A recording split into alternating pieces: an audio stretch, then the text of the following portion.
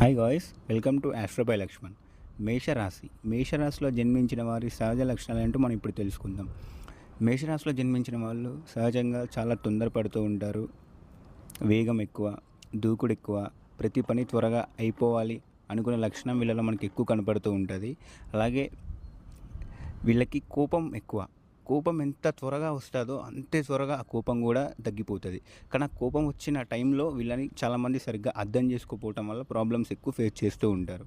వీళ్ళకి ఎంత ఫాస్ట్ కోపం వచ్చిందో అంత ఫాస్ట్గా ఆ కోపం తగ్గిపోతుంది. కోపాన్ని కొద్దిగా అర్థం చేసుకోవాలి వీళ్ళకి సంబంధించిన వాళ్ళు ఎవరైతే ఉన్నారో వాళ్ళు. ఇంకోటి ఏంటంటే వీళ్ళకి ఇంట్యూషన్ పవర్ కానీ, దైవానుగ్రహం కానీ వెన్నంటూ వీళ్ళకి తోడే ఉంటూ ఉంటాయి. ఇంకోటి ఏంటంటే వీళ్ళు ఎక్కువ లాజికల్గా మాట్లాడతారు, లాజికల్గా ఉంటారు, గొడవలకి ఎక్కువగా వెళ్ళరు.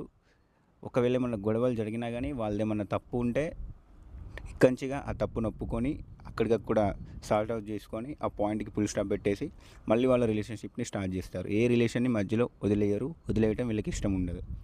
వీళ్ళకి కలిసి వచ్చే రంగాలు వచ్చేసి రాజకీయ రంగం, వైద్య రంగం, ఆస్ట్రాలజీ ఫీల్డ్స్, మన ఇంజనీరింగ్ ఫీల్డ్స్, గవర్నమెంట్ జాబ్స్కి సంబంధించిన రిలేటెడ్ వీళ్ళకి కలిసి వస్తూ ఉంటాయి.